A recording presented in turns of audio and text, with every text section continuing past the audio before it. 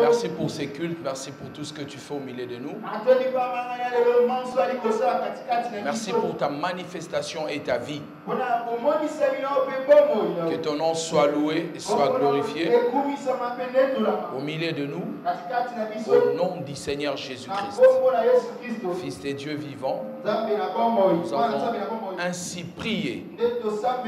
Amen 3 fois.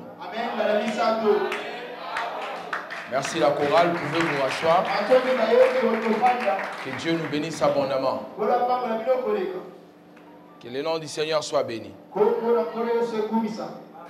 Amen, amen. Dans Genèse,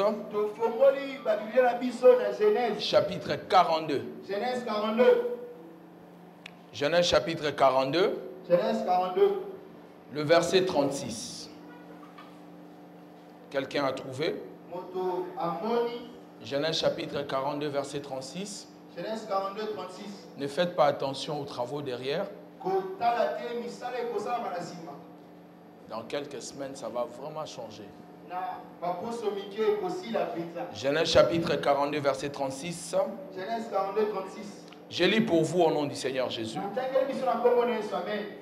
Jacob, leur père, leur dit, vous me privez de mes enfants. Joseph n'est plus, Siméon n'est plus. Et vous prendriez Benjamin, c'est sur moi que tout cela retombe. Apocalypse chapitre 21, verset 7 jusqu'au verset 8. Apocalypse 21, 7 à 8. Donc nous avons pris le premier livre de la Bible et le dernier livre de la Bible. Apocalypse 21, verset 7 et le verset 8. Est-ce que vous avez trouvé?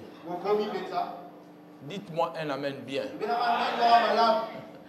Un amen qui peut me donner la force de prêcher. Celui qui vaincra héritera ces choses. Je serai son Dieu, il sera mon fils. Mais pour les lâches, les incrédules, les abominables, les meurtriers, les débauchés, les magiciens, les idolâtres et tout le menteur, leur part. Laissons, ça, ce n'est plus bon. Il faut laisser comme c'était. Donc je recommence, verset 7. Celui qui vaincra, voilà. Celui qui vaincra héritera ces choses. Je serai son Dieu, il sera mon fils. Mais pour les lâches, les incrédules, les abominables, le meurtrier, les débauchés, les magiciens, les idolâtres et tous les menteurs, leur part sera dans les temps ardents de feu et de soufre. Ce qui est la seconde mort. Amen. Amen. Que Dieu nous bénisse abondamment. Inclinons nos têtes dans la prière. Père d'amour, Dieu Tout-Puissant, nous rendons gloire à ton nom, nous te bénissons. Nous te magnifions pour ta bonne main puissante et pour ta grâce infinie. Laisse que ton matin et que chaque personne qui est dans cette église te rencontre à travers cette parole, soit instruit, soit guéri, soit béni, libéré. Dans le nom de Jésus-Christ, ton Saint-Fils, nous avons ainsi prié. Amen 3 fois. À celui qui vaincra. Nous venons de lire des textes de la Bible. Le premier, c'est le texte de Genèse. On est en train de nous parler de Jacob. Jacob qui est en train de parler à ses fils.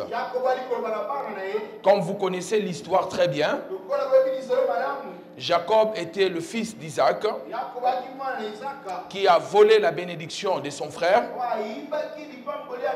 et qui s'est enfui. Il est devenu un fugitif. Et cet homme, il a connu trop de combats dans sa vie. Je vais d'abord fermer la parenthèse là. Pour retourner, je vais revenir sur Jacob. Alors, lorsque vous lisez les livres d'Apocalypse, vous allez voir plus ou moins 8 fois le mot à celui qui vaincra se répète. La Bible dit toujours à celui qui vaincra. À celui qui vaincra. À celui qui vaincra. Et c'est là 8 fois. Donc lorsque la Bible parle de celui qui doit vaincre, c'est-à-dire il y aura des batailles, il y aura des combats. Et pas ce qui t'appartient va t'arriver facilement.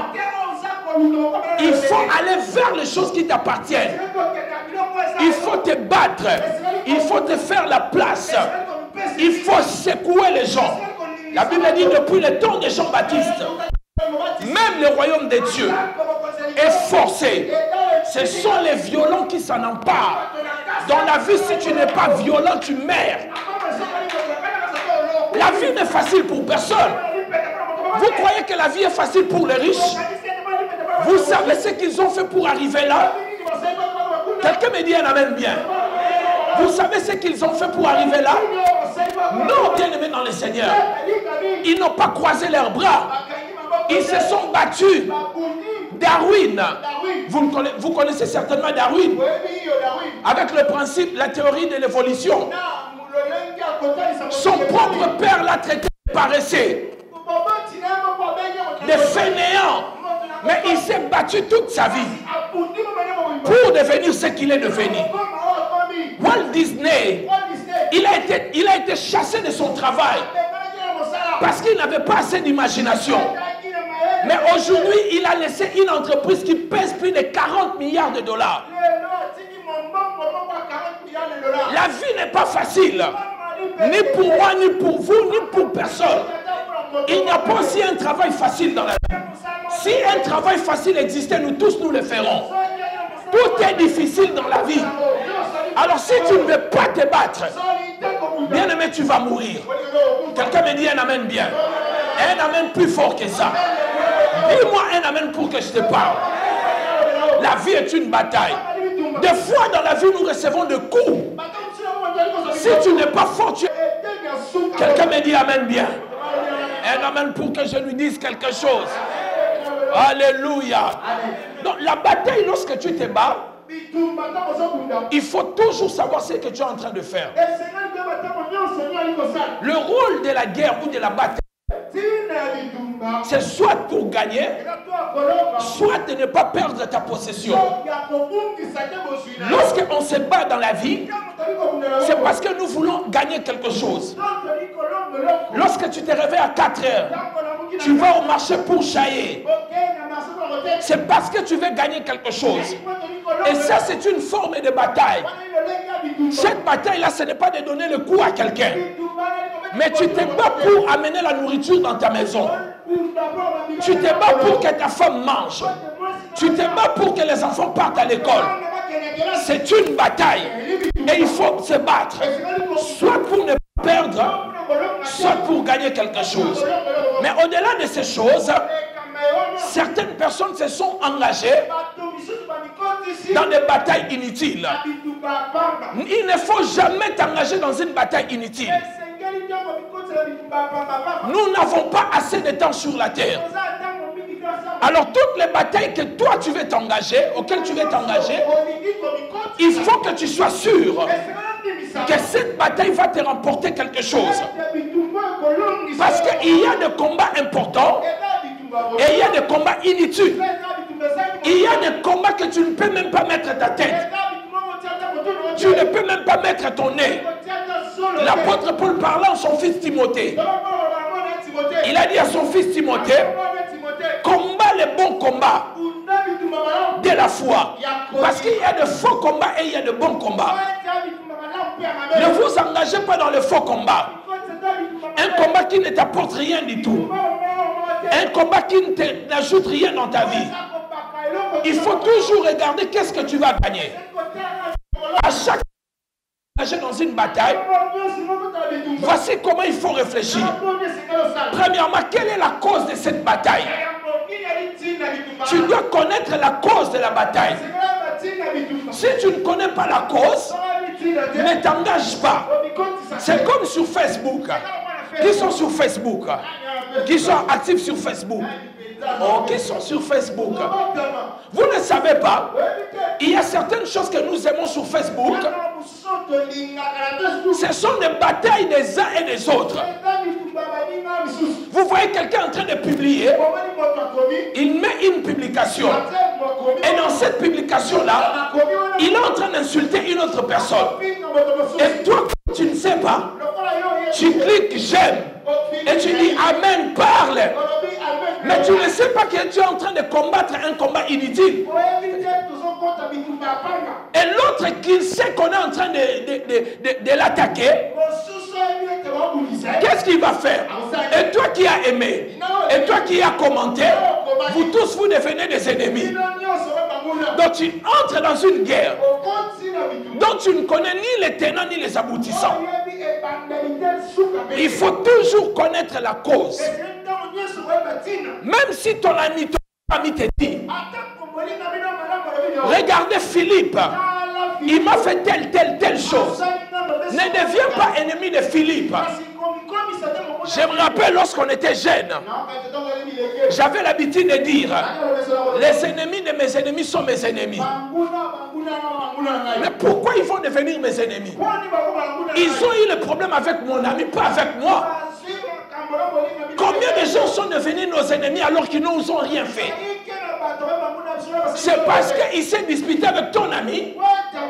Toi, tu as fait de lui aussi ton ennemi. La sagesse ne veut pas ça.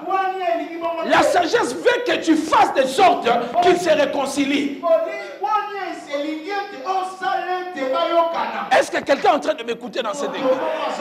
La sagesse veut de sorte que lorsque ton ami devient ennemi à une autre personne, toi ne deviens pas l'ennemi de cette personne-là. Entre au milieu de ces deux personnes et réconcilie-les. Ce n'est pas ta bataille, ce n'est pas ton combat. Pourquoi tu veux t'engager? Et tu vas sortir de là perdant. Tu vas perdre beaucoup de choses. Je donne un exemple. Le frère Yann a le problème avec le frère Sam. Et moi, je suis l'ami de frère Yann. Maintenant, comme Yann et Sam ont des problèmes, ils ne se parlent plus. Moi, qu'est-ce que je fais? Puisque je suis l'ami de Yann, je ne vais plus parler à Sam. Et le jour où Yann va parler à Sam, qu'est-ce que moi je deviens? Tu deviens ridicule. Ne t'engage pas dans le combat dont tu ne connais ni les tenants ni les aboutissants. L'énergie que tu as, c'est pour tes propres batailles. C'est pour tes propres combats. Ne gaspille pas ton énergie pour les batailles qui ne te concernent pas. Dis Amen 3 fois. Est-ce que ça vaut la peine? Deuxième question. Si ça ne vaut pas la peine, ne t'engage pas. Troisièmement, qu'est-ce que je vais gagner? Ces questions sont des questions fondamentales. Avant de vous engager dans une bataille, n'est-ce pas lorsque vous lisez dans 1 Samuel, David, avant d'aller combattre Goliath, il a posé la question, qu'est-ce qu'on va donner à celui qui va battre Goliath? Parce qu'il savait, mon énergie, c'est pour s'engager dans des batailles où il y a une cause. Et lorsqu'il y a une récompense dans une bataille, ça crée la motivation en vous. Ça vous donne le désir de vous battre. Je donne un exemple. Vous partez à l'université. J'ai un garçon qui est avec moi, qui a fini les études avec moi. Ce garçon, il a fini ses 5 années de droit. Il payait ses études toujours à la dernière minute. À la deuxième session. Et généralement, c'était moi et quelques amis qui contribuaient une grande partie pour lui. Et il partait à l'université. Il sautait des murs derrière pour participer au cours. Et aujourd'hui, il est avocat. Il est assistant professeur. Pourquoi? Qu'est-ce qui lui donnait cette motivation de se battre? C'est parce qu'il y avait une récompense derrière. Lorsqu'il n'y a pas une récompense dans une bataille, ça ne te donne pas la motivation de te battre. Ça ne te donne pas la motivation de poursuivre. Pourquoi on se bat dans la vie? C'est parce qu'on veut que les enfants puissent avoir du pain. On veut que les enfants puissent manger. On veut que les enfants puissent aller à l'école. C'est cette motivation-là qui nous enlève de notre lit à 4 heures du matin et aller se battre. Qui nous donne la force de ne pas rester dans les quartiers en train de jouer aux dames. Qui nous donne la force d'aller se battre avec notre force et notre énergie pour amener quelque chose à la maison. C'est parce qu'il y a une cause. C'est parce qu'il y a un objectif. Parce qu'il y aura la satisfaction quand les enfants vont manger. Quand ma femme va s'habiller, ça sera une motivation. Ça va me donner de la force. Ça va me donner de la satisfaction. Alors dans la bataille, si tu veux avoir la motivation, regarde la récompense. La Bible dit dans les livres des Hébreux, Jésus, à cause de la récompense qu'il attendait, il a souffert la croix. Il a supporté la souffrance. Nous supportons certaines choses parce que nous savons qu'il y aura des récompenses. Et vous devez vous battre parce qu'il y a des récompenses.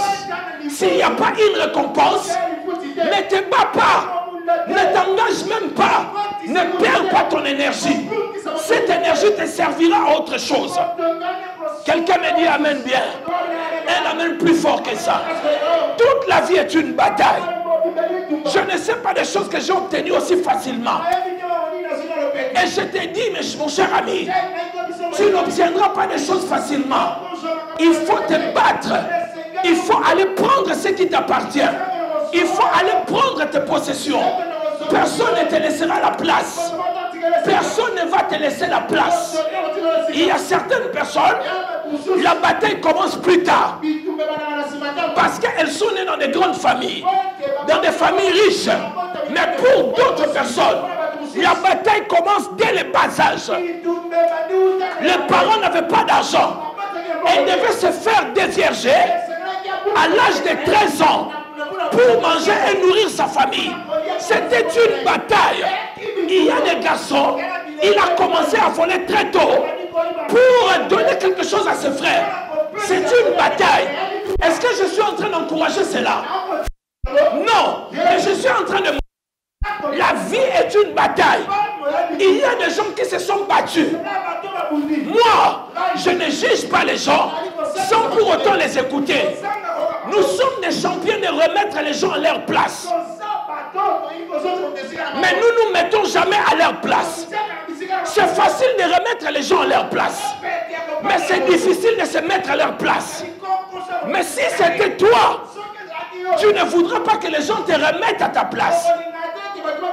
Tu voudrais que les gens puissent se mettre à ta place. La vie est une bataille. Je connais des gens qui ont commencé à se battre depuis l'âge de 8 ans. À l'âge de 8 ans, il vendait le pétrole. Il a porté les slips, la culotte, à l'âge de 27 ans. Parce que l'argent qu'il avait, ça ne pouvait même pas acheter une culotte. C'était même pas suffisant pour manger. Et comment il va acheter un vêtement? Parce que la vie est une bataille. Et il y a des gens ici dans cette église. Au moment où je suis en train de parler, vous ne savez même pas comment vous allez manger. Heureusement, aujourd'hui, on va manger après les cultes. Quelqu'un dit amen bien. Mais il y a des gens qui ne savent pas comment ils vont commencer la journée de lundi. Mais c'est une bataille. Ce n'est pas en croisant les bras et en disant oh la vie est injuste que la nourriture va tomber. Non, c'est en se réveillant. C'est aller vers les choses qui t'appartiennent. Aller prendre tes possessions. C'est ainsi que tu vas donner des coups à la vie. Et c'est pour tout le monde d'ailleurs. La bataille de la vie ne commence pas quand tu entres dans le monde. Selon la biologie, excusez-moi pour ma vulgarité, lorsque les parents se mettent en relation intime, il y a plusieurs qui font la course. Alors il n'y a que Quand celle qui doit entrer et les autres restent de l'autre côté. Ta première bataille pour survivre a commencé de l'autre côté. Et tu es sorti vainqueur. Le fait que tu entres dans ce monde, mon cher ami, tu dois vaincre d'autres batailles de la vie. Je suis en train de dire que tu dois vaincre d'autres batailles de la vie. Je suis en train de dire, tu dois vaincre les restes de batailles de la vie. Et pour Jacob, cela a commencé très tôt. Il est dans le ventre avec son frère. Son frère voulait sortir. Lui aussi, il voulait sortir. Et jusqu'à ce que, quand son frère sort, lui, il tient les talons de son frère. Imaginez la main d'un bébé qui avait la capacité de tenir les talons de son frère. C'est-à-dire Jacob, depuis l'au-delà, depuis qu'il était dans le ventre de sa mère, il était un battant. La vie n'est pas pour tout le monde. La vie, c'est pour les guerriers. Les gens qui sont prêts à se battre. Quelqu'un me dit amen bien. Dis après moi, je suis un guerrier. Je ne baisse pas les bras devant la vie. Et Jacob a tenu le pied de son frère. En sortant de ses mains, il devait prendre le droit d'aînesse de son frère. Et il a commencé à fuir. Il dort dehors. Il n'a ni drap, ni couette. Il n'a ni oreiller. Il passe la journée là-bas. Il arrive chez son oncle. Son oncle le fait travailler 7 ans. Et le salaire de 7 ans, c'est une femme. On t'a donné ni l'argent, une seule femme, pour un travail de 7 ans. Et le jour qu'on doit lui donner sa femme, son propre oncle l'a trompé. Il doit recommencer 7 ans de vie. Bien, mais quand je parle de 7 ans de vie, c'est comme le jour où Flore a commencé les études. Et le jour où elle va finir. 7 ans de vie. Le salaire, c'est une femme. On l'a menti. Il a recommencé 7 ans encore. Et on lui donne 2 femmes. Il devient polygame malgré lui-même. Il ne voulait pas être polygame. Il y a des gens qui soutiennent ces versets pour dire qu'on peut être polygame. Jacob n'est pas devenu polygame de son propre gré. Quelqu'un me dit amen bien. Et d'ailleurs dans la pensée de Dieu, Dieu ne voyait pas Jacob avec 2 femmes. C'est pour cela dans la vision de Joseph, Dieu a montré à Joseph la lune, le soleil. Dieu ne lui a pas montré 2 lunes. La lune, c'était l'image de leur mère. Et lorsqu'on a tué les enfants par Hérode, la Bible dit, Rachel a pleuré ses enfants. On n'a pas dit Léa et Rachel. Donnez-moi un amen bien pour que je te dise quelque chose. Et cet homme, il a perdu 14 ans de vie pour avoir des femmes. Et à la fin de compte, il doit encore fuir son beau-père. Lorsqu'il commence à fuir son beau-père, la femme qu'elle a beaucoup aimée, elle est décédée en pleine route. La femme pour laquelle il a accepté de travailler pendant 14 ans. Cette femme est décédée à quel moment? Au moment où cette femme lui avait donné le premier enfant. Vous savez, si vous êtes marié, vous aimez une femme, il n'y a pas une chose que vous pouvez aimer que de passer du temps avec cette femme. Quand le deuxième enfant va naître, cette femme est décédée. Et Jacob a reçu encore un coup fort de la vie. Mais Jacob était quand même fort. Il a survécu de cela. Il a continué son voyage. Il a enterré sa femme quelque part. Il a continué le voyage. Et lorsqu'il arrive quelque part, Sa propre fille, la seule fille qu'il avait, Dina. Dina a été violée par un prince de Sichem.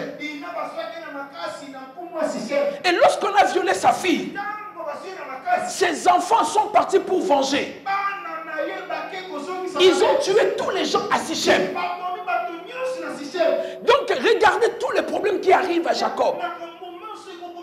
Il n'a pas encore fini la dernière crise. La dernière crise, le dernier problème n'était pas encore fini. Un autre problème survient. Il y a des gens ici dans cette église, vous êtes pareils. Le problème vient sur toi. Comme si on faisait des racines au carré. Alors en ce moment-là, ces enfants ont tué les gens. Il va essayer de créer la paix. La famine arrive. Il n'y a plus de la nourriture. Ces enfants sont partis en Égypte. Ils arrivent en Égypte là-bas. Avant même Joseph est parti, on a enlevé Joseph. Et quand ces enfants sont partis, on a arrêté encore Siméon. Siméon est resté, on lui dit que ton fils est arrêté là-bas. Et à la fin, on lui dit, il faut que tu envoies Benjamin.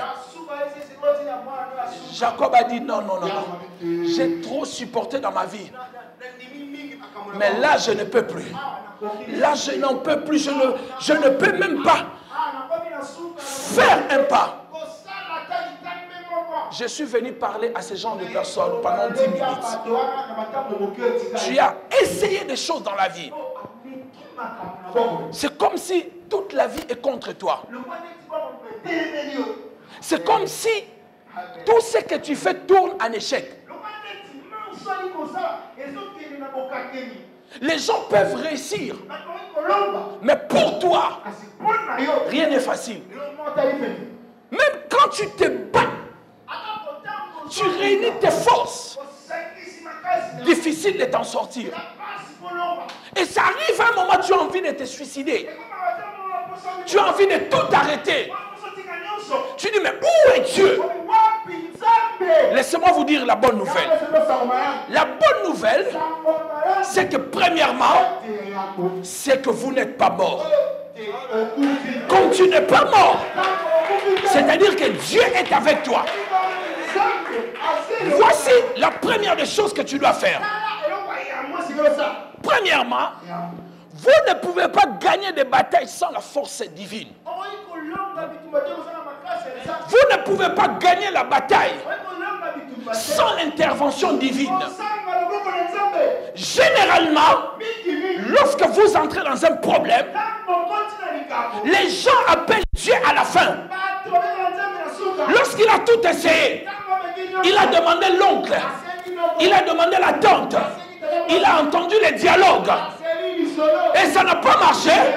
C'est à ce moment-là que vous venez vers Dieu et dire à Dieu, souviens-toi de moi. Dieu ne doit pas être la dernière personne à demander.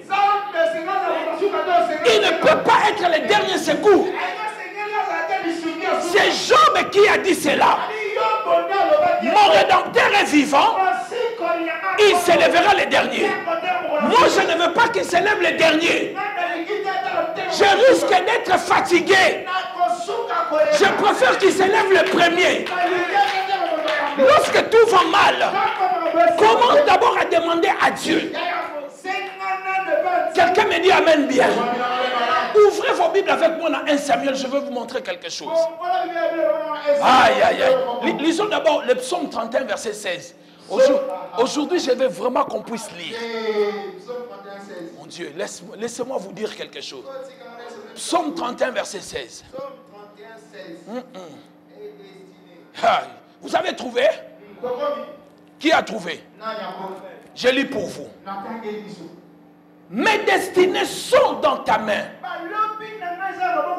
Dans d'autres versions, on dit mes jours sont entre tes mains. Délivre-moi de mes ennemis et de mes persécuteurs. Délivre-moi de mes batailles. Maintenant, lorsque vous lisez ces textes, vous ne pouvez pas comprendre pourquoi David a écrit cette chanson. Parce que ça, c'est une chanson. Vous ne pouvez pas comprendre pourquoi David a écrit cette chanson.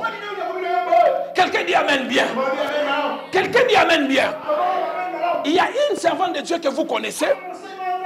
Elle est très connue dans le monde. Un jour, elle était en train de jouer. Non, elle était avec son enfant. Son enfant est décédé. Et pendant que son enfant était décédé, le diable est venu lui dire, crie encore au Seigneur. Parle encore à Dieu. Dieu t'a abandonné. Et c'est en ce moment-là que cette personne a fait la chanson. Vous le connaissez. Crie au Seigneur, c'est en anglais. Voilà. C'est en ce moment-là qu'elle a écrit la chanson pour dire à Dieu, j'écris à toi. Et si j'écris, tu peux m'entendre. Et lorsque vous lisez ces psaumes, vous ne pouvez rien comprendre. Pourquoi David a écrit cela? Pour comprendre cela, allons rapidement dans 1 Samuel. Je vais vous montrer quelque chose qui va vous aider. Très rapidement, très rapidement. 1 Samuel 23. Parce que vous ne comprenez pas. Même quand David dit l'Éternel est mon berger, je ne manquerai de rien. Il était en train d'écrire ces chansons dans certaines périodes et dans certaines crises de sa vie. Maintenant, lisons 1 Samuel 23. Qui a trouvé? Le verset 25. La Bible dit, Saoul partit avec ses gens à la recherche de David. Et l'on informa David qui descendit le rocher. Non, et l'on informa David qui descendit le rocher et resta dans le désert de Maon. Saoul, l'ayant appris, poursuit David au désert de Maon. Verset 26. Saoul marchait d'un côté de la montagne et David avec ses gens de l'autre côté de la montagne. David fuyait précipitamment pour échapper à Saoul qui le cherchait pour le tuer. Maintenant écoutez. Mais déjà Saoul et ses gens l'entouraient. David, la Bible dit Saoul et ses gens entouraient David et les siens pour s'emparer d'eux. Dis Amen. Regardez-moi maintenant. Le roi Saoul est en train de chercher David. David, c'est son ennemi juré. Il dit que je dois le tuer.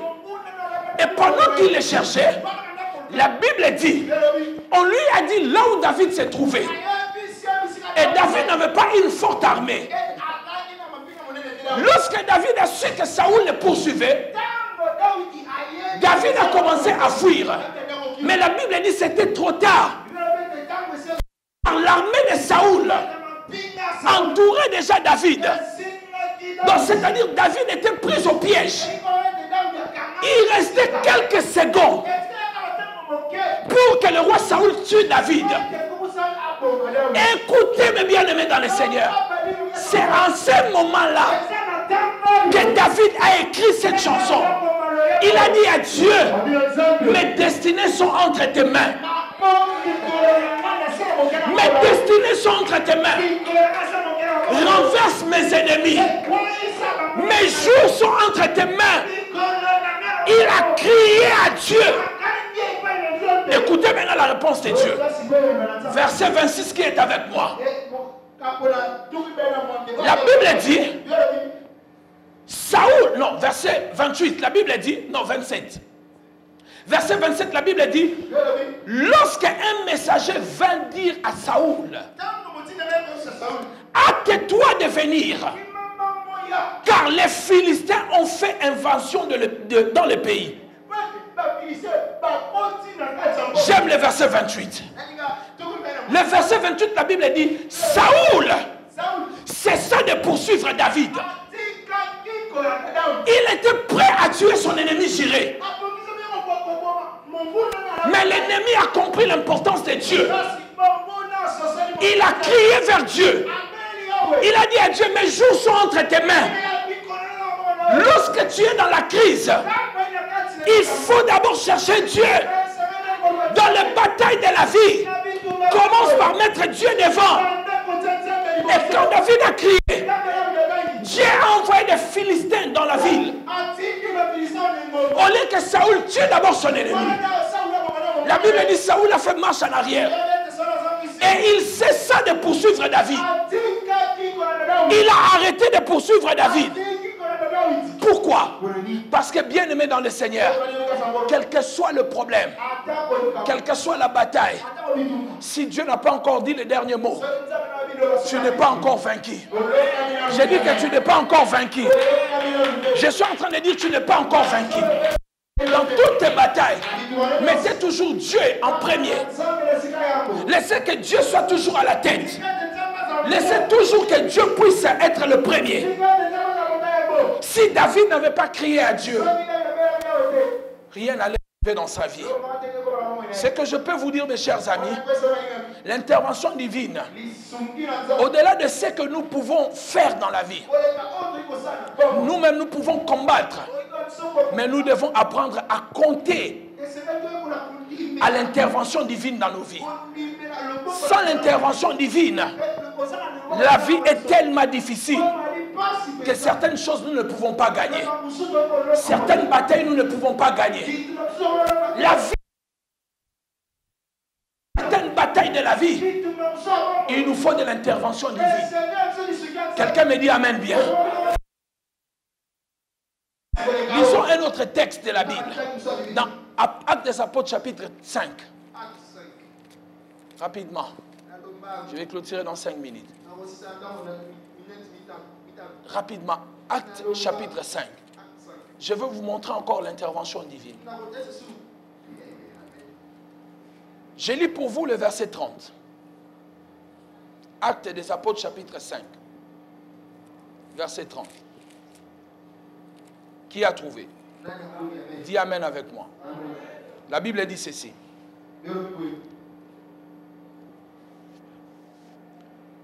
Le Dieu de nos pères a ressuscité Jésus que vous avez tué en le pendant au bois. Dieu l'a élevé par sa droite comme prince et sauveur pour donner à Israël la repentance et le pardon du péché. Nous sommes témoins de ces choses, de même que le Saint-Esprit que Dieu a donné à ceux qui lui obéissent. Verset 33. Dis après moi verset 33. Furieux de ces paroles, il voulait le faire mourir. Dis après moi, il voulait le faire mourir. Les apôtres sont arrêtés. On les a amenés au Sanhédrin. Lorsqu'ils arrivent au Sanhédrin, c'était le tribunal des Juifs. Ils ont commencé à se défendre. Et pendant qu'ils se défendaient, ils ont dit ceci. Les Sanhédrins étaient furieux. Ils voulaient les tuer. La Bible souligne qu'ils voulaient les tuer. La dernière parole que les apôtres ont entendue, on va vous tuer. Et tout à coup, il arrive, un homme arrive, qu'on appelait Gamaliel. Gamaliel était un grand docteur. Il était très respecté. Dès qu'il entre, il trouve les Sanhédrins en train de se décider pour tuer les apôtres. Voici ce qu'il va dire. Faites-les sortir d'abord. Dis amen bien. Faites-les sortir. Viens ma fille. Faites-les sortir. Non, venez vous deux, venez. Amen. Dis amen bien. Regardez, regardez. Ce sont des apôtres. La sentence est tombée. On va les tuer. Et pendant qu'on voulait les tuer, un homme entre. Il dit, mais qu'est-ce qui se passe? Je n'ai pas assisté à la réunion. Non, ces gens-là sont en train de prêcher Jésus. Nous devons les tuer. Écoutez la réponse de Gamaliel. Faites-les d'abord sortir. En sortant, ce qu'ils gardaient dans leurs oreilles, on va vous tuer. Maintenant, là où ils étaient, ils ont commencé à penser comment ils vont mourir. Est-ce qu'on va nous décapiter? On va nous tirer? Qu'est-ce qu'on va nous faire? C'est ce qu'ils étaient en train de penser. Les apôtres pensaient à cela. Et quand Gamaliel entre, Gamaliel pose la question. Qu'est-ce qui se passe? On a dit non. Ces gens-là, nous devons les tuer. Nous avons pris la décision de les tuer. Et Gamaliel commence à parler. Il n'y a pas longtemps, il y avait un homme ici, Théudas. Après Théudas, il y avait Judas le Galilée. Si cette entreprise vient des hommes, elle sera détruite d'elle-même. Mais si elle vient de Dieu, nous allons prendre les risques de combattre Dieu. Ça, j'appelle l'intervention divine. Gamaliel était où? Pourquoi Dieu le fait entrer au moment où on veut le tuer? Je suis en train de dire à quelqu'un ici dans cette église, les batailles que tu es en train de connaître, ça ne va pas te tuer. Quelqu'un va surgir de quelque part, viendra intervenir pour ta vie. Si tu crois, dis Amen. Un jour, j'étais avec un ami qui est un prophète là à Bruxelles. Nous partons, nous étions en train de partir au Gabon. On avait le laissé passer. Tout ce qu'on avait le laissé passer. Et on voulait arriver au Gabon avec le laissé passer.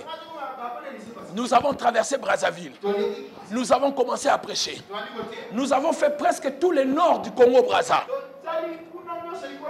Nous avons fait Oyo, Gamboma, Olombo. Nous sommes arrivés à Bunji.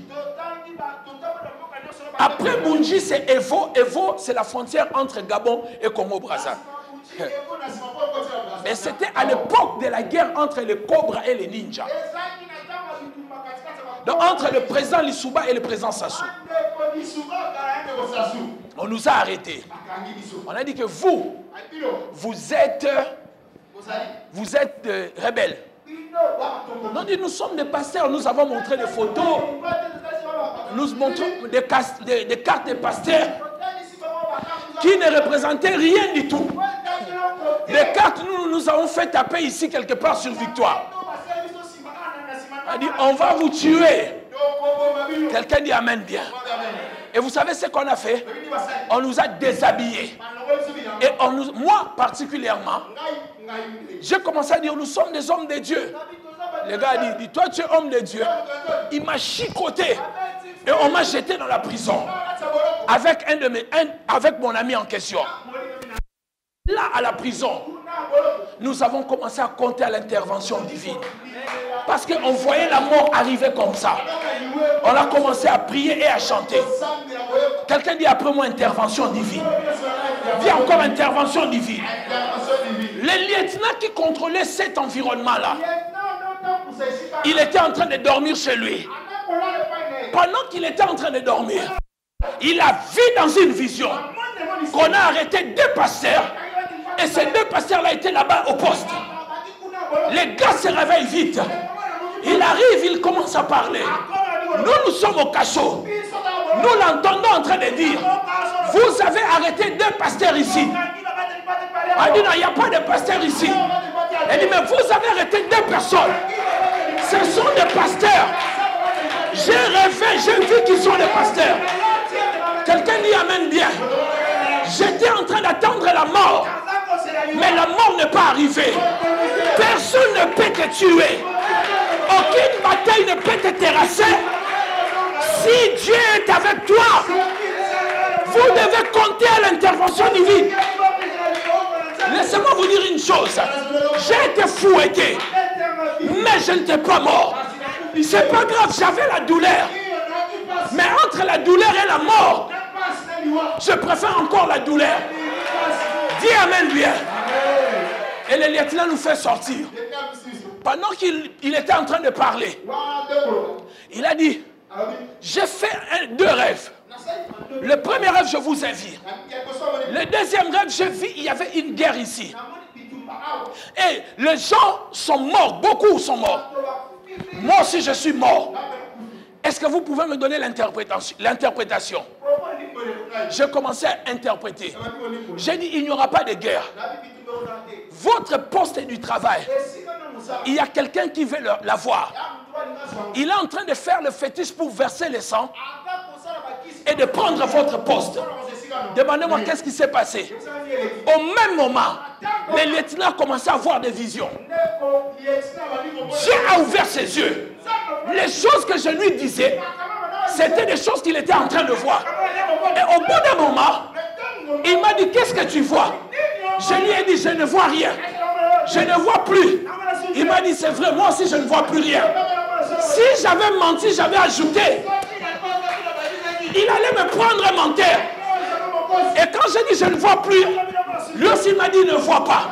Et pendant que je parlais, le garde du corps était saisi par la puissance de Dieu. Il est tombé, la chaise était cassée. L'intervention divine. Nous qui étions arrêtés, les lieutenants ont pris l'argent. Il nous a fait un papier. Il a dit, vaquez avec la liberté. Partez là où vous voulez. Nous étions dans une bataille.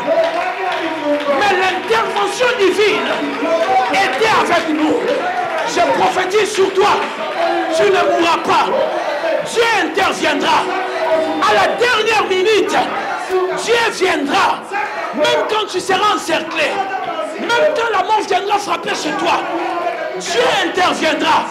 Je dis que Dieu interviendra. Dieu viendra combattre pour toi.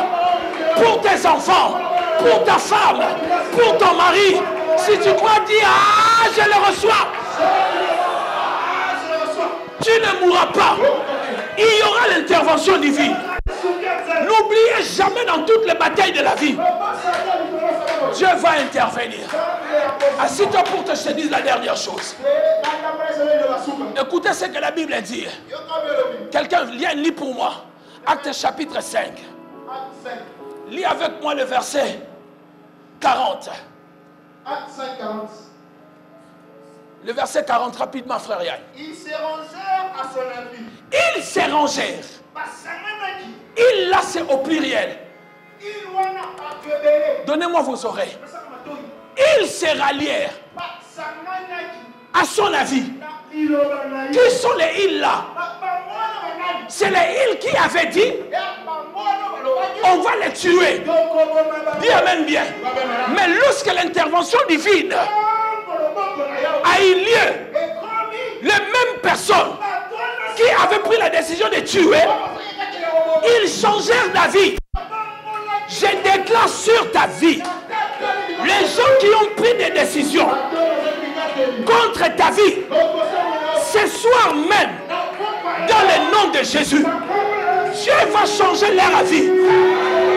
Si leur avis était négatif, Dieu va les changer en positif. Si tu crois, dis amen 3 fois. Ils avaient pris la décision. Ils avaient pris la décision de les tuer. Mais quand l'homme providentiel est arrivé, la Bible dit il, à l'exception des personnes, et tous ont changé d'avis. Je déclare sur toi, et tous changeront d'avis. Ça ne sera pas par ta force, mais ça sera par l'intervention divine. Dis amen bien. Un amen plus fort que ça. Et il a dit, fouettez-les seulement, mais ne les tuez pas. Ils étaient fouettés, mais on ne les a pas tués. Laissez-moi vous dire une chose. La décision va changer vite. Elle va changer vite à cause de l'intervention divine.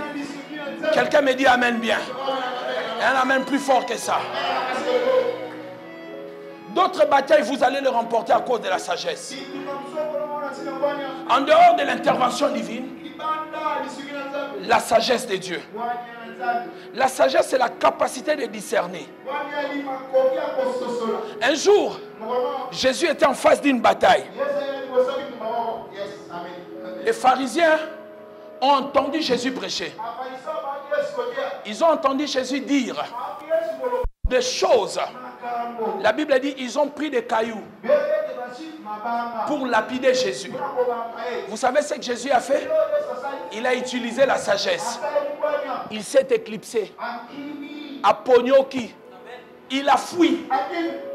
Des fois dans la vie, certaines batailles, on le gagne avec la sagesse. Mais pourquoi Jésus, lui qui était fils de Dieu, il était le Tout-Puissant, pourquoi il n'a pas combattu? Il savait que sa mort était à la croix, pas par des cailloux. S'il mourait, bien qu'il était venu mourir, mais s'il était mort par les cailloux, on n'allait pas être pardonné. La mort pour le pardon des péchés, c'était à la croix. Tu es en face des 18 Koulouna. Tu les vois avec des machettes qui sont en train d'arriver. Et toi, tu ne veux pas fuir. Vous voulez que je vous dise une histoire vraie? Et ça va vous faire marrer. Un pasteur venait d'une veillée. Dieu l'a béni avec $1200. Et il avait quelques francs. Vers 3 heures, il est en train de rentrer. 4 heures, il est en train de rentrer. Il voit les militaires, les policiers en train de marcher en file indienne. Dès qu'il les a vus, il voulait fuir. Il a dit, si je fuis, ils vont me suivre. Ils vont croire que je suis voleur. Le pasteur a réfléchi. Il a soulevé le modéga. Chemise, hein? Il a plié ses pantalons. Un pasteur sérieux. Il a commencé à marcher comme ça. Et il chantait la chanson de Rédi. Et quand il est arrivé vers les policiers, il a dit, oh, mon tonnerre, il va bien. Et dès que les policiers sont passés, il a saoulé, il a baissé sa chemise et les pantalons.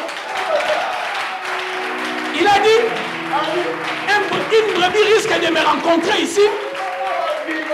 Il dit, si les brebis me rencontrent là, ça sera terrible. Il a baissé sa chemise. J'ai dit, mais pasteur, où est-ce que tu as eu cette inspiration? Il m'a dit, moi-même, je ne sais pas. Parce que si je leur avais dit que j'étais pasteur, ils allaient me mettre la main dans la poche. La manière dont ils m'ont regardé, ils ont dit, lui là, il doit être un vrai voyou. Donc certainement, on va se battre avec lui. Et il n'a rien du tout. Dans la vie, par moment, il faut de la sagesse. Ne combat pas tous les combats. Il y a des combats que tu dois fuir. Tu vois les combats arriver, tu t'éclipses. David était l'homme fort. Il a tué les Philistins. Il a tué Goliath. Mais un jour, il se retrouve chez les Philistins. Les Philistins ont regardé, ils ont dit, mais c'est lui qui nous avait tués. Ah, David a regardé. Il dit, si je commence à intercéder, ça sera trop tard. Vous savez ce que David a fait? Ils ont dit, ah, il n'est plus un héros. Il est devenu fou. Qu'est-ce qu'on va faire de lui? Mais s'il avait osé de prendre les javelots, de prendre des lances, on allait les tuer le même jour. Beaucoup de gens sont morts parce qu'ils ne sont pas sages. Il y a des choses, tu veux te battre, pourquoi? Pourquoi tu ne fuis pas? Tu vois le problème qui arrive, mais tu viens vers le problème. Un jour, j'étais en train de conseiller quelqu'un. J'ai dit, mais comment tu es tombé dans ce piège? Mais on t'a piégé. Un pasteur à Kisangani, on l'a piégé comme ça. Son assistant voulait avoir sa place. C'était des communautés. Alors pendant la réunion, son assistant a envoyé un frère pour le taper pendant la prédication. Et le frère monte. Il vient vers le pasteur. Cours. Au lieu que le pasteur puisse dire je te pardonne. Le pasteur a dit, mais ce petit ne sait pas que j'étais un boxeur. Il a laissé le micro. Il a suivi les gars, il a boxé les gars sérieusement. Et vous savez qu'est-ce qui s'est passé? Suspension tout de suite. Et il n'a plus jamais repris le travail comme pasteur. On l'avait piégé. Et il est tombé facilement. Certaines batailles nous... L'impôt à Pilate ou pas? Non, à César. Jésus a réfléchi. Si je dis, il faut payer l'impôt, ils vont me dire non. Pourquoi on ne donne pas de dîmes à Dieu et je les encourage à payer les impôts? Si je leur dis de ne pas payer, ils vont m'accuser d'un monsieur qui trouble la société. Jésus a dit, montrez-moi la pièce. Il a pris la pièce. Il a dit, donnez à César ce qui est à César et donnez à Dieu ce qui est à Dieu. Il a usé la sagesse. Tu donnes des avis trop vite. Tu n'as même pas entendu les restes de l'histoire. Tu as déjà trop parlé. Et quand tu vas entendre la version avec la queue dans les pattes, tu viens comme une bourrique comme ça. Ne parlez pas trop vite. Ne prenez pas de décisions vite. Ne combattez pas vite. Utilisez par moments la sagesse. Laissez d'abord les gens parler. Écoutez d'abord. Plus tu vas écouter, plus tu auras des arguments. Quelqu'un dit amen bien. Un amen plus fort que ça. Nous voulons prier. La dernière chose dans la bataille, si tu veux gagner la bataille, ne combat pas la personne qui te combat.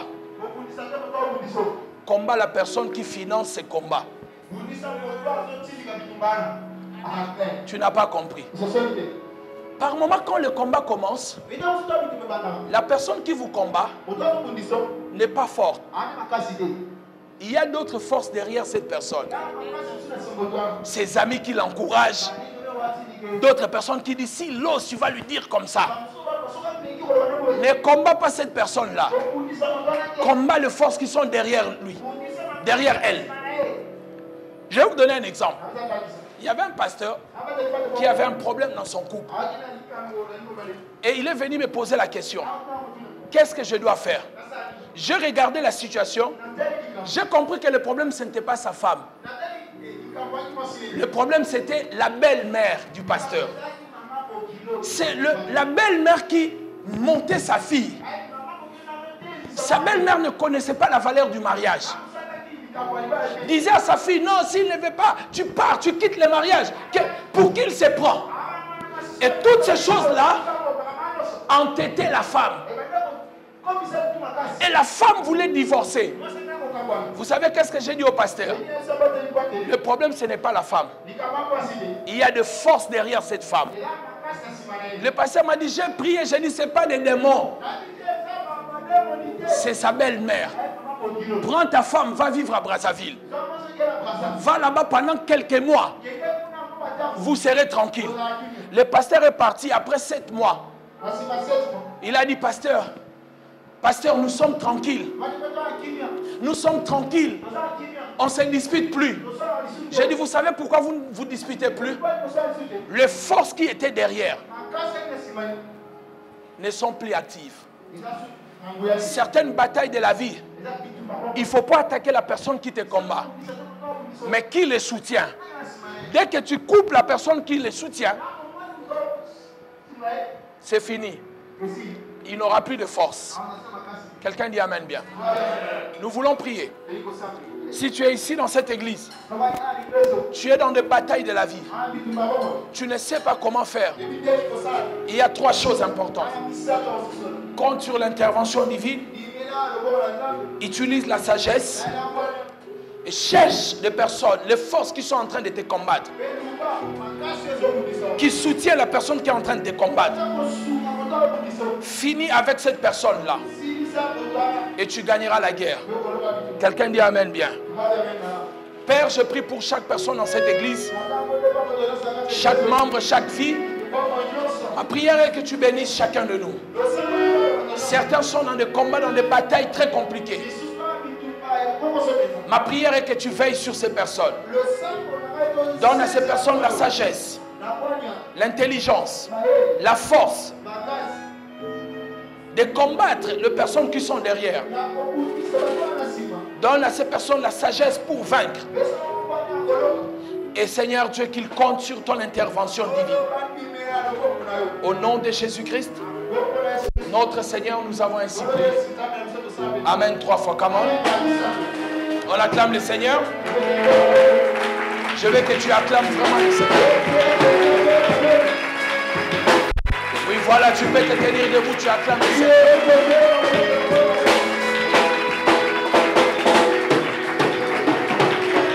Oui, tu le fais bien.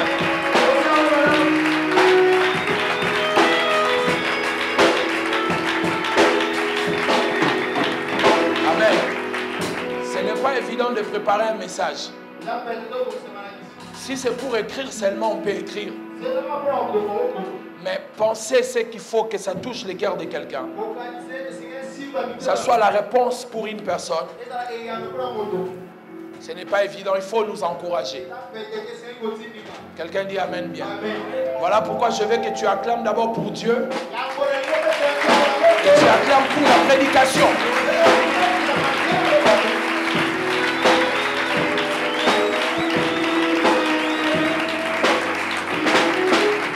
Amen. Gloire au Seigneur. J'espère vraiment par la grâce de Dieu, vous n'entrerez plus dans des batailles inutiles. Et tu vas utiliser la sagesse.